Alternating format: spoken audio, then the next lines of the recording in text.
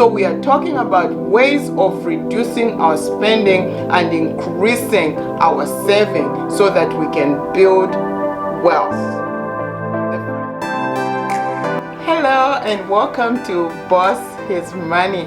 I'm so glad that you came on this channel today.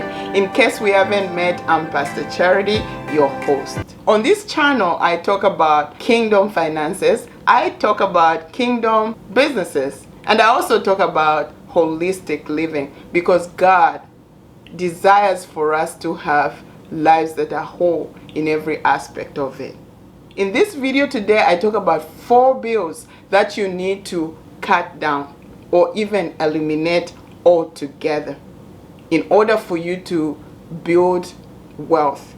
We're still talking about building wealth from the scratch. A lot of millionaires are first generation millionaires because they learned how to take care of their bills, they learned how to master their income, and they also learned how to master their expenditure. So we are talking about ways of reducing our spending and increasing our saving so that we can build wealth.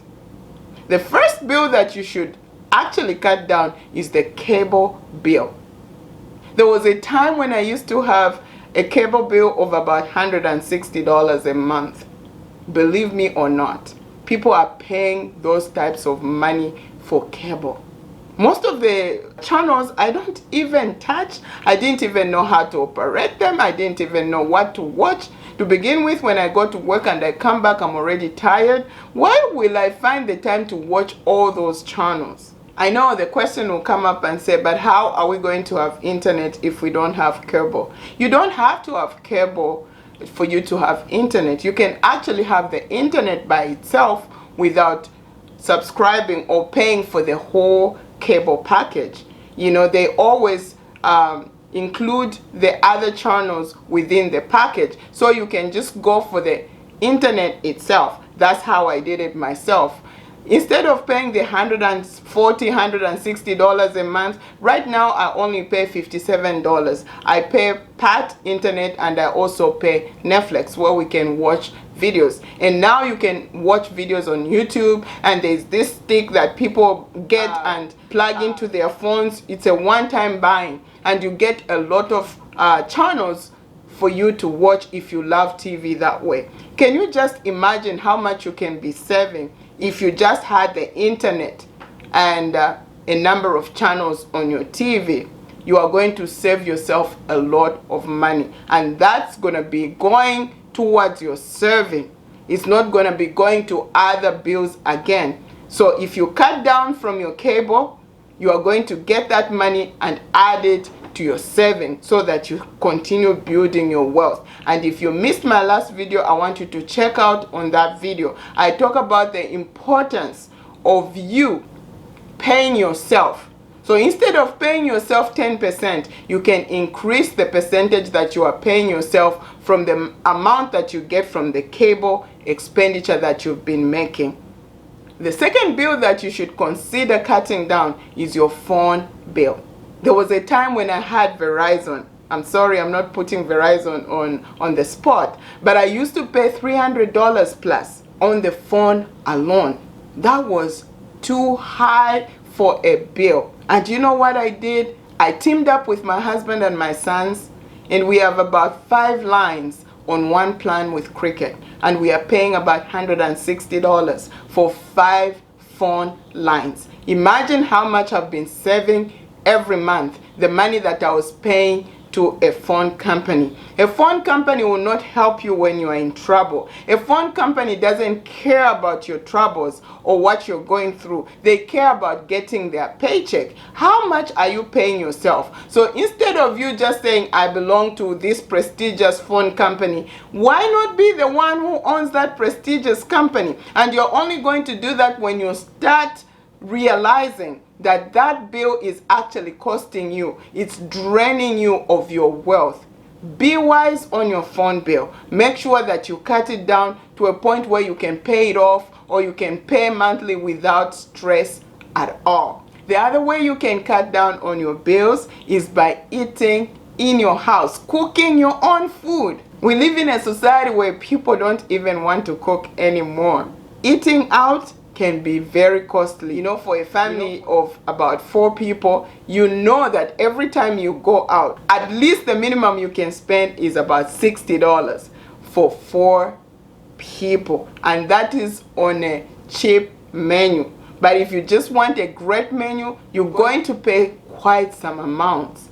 So instead of doing that, you can learn to prep your food in advance. Buy your food that you like and prep it and cook it. Cook in bigger portions if you want to, and prep your food in advance.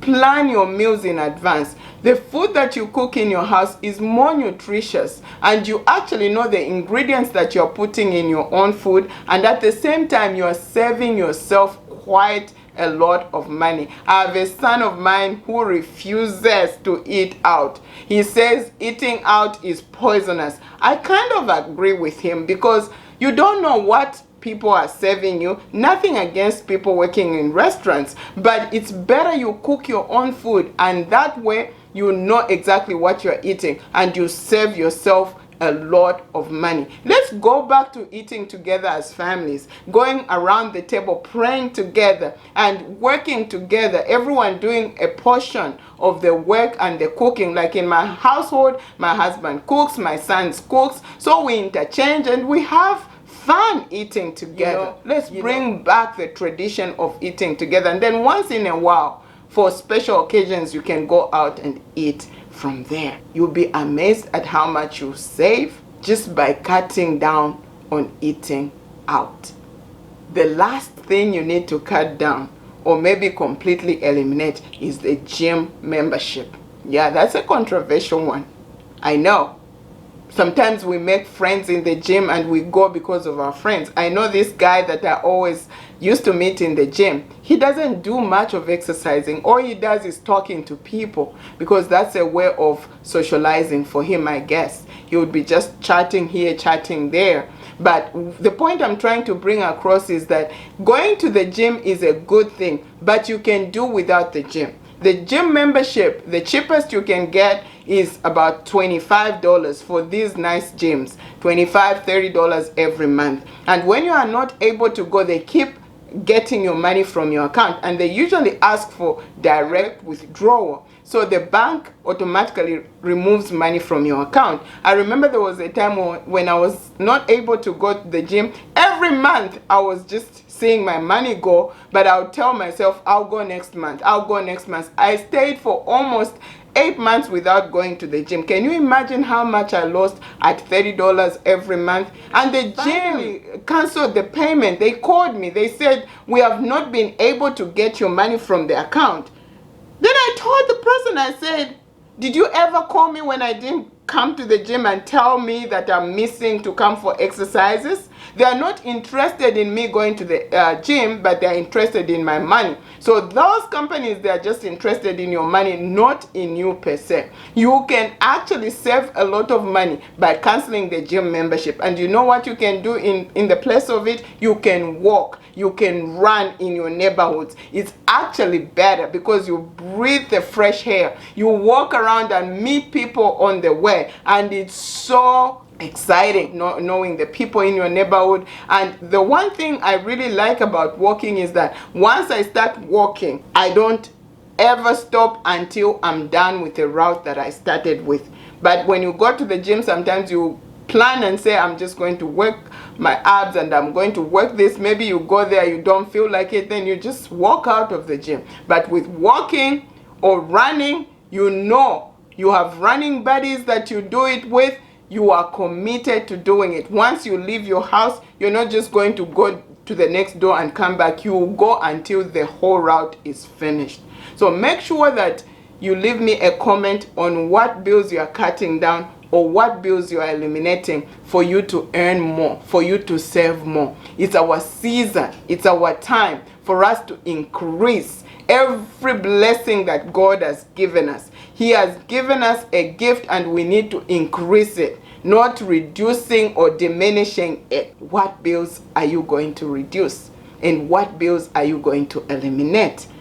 Share with us so that everyone can learn here. And remember, we've all been given a gift, and that gift needs to be multiplied. It needs to keep growing. I'm your sister, cheering on your success.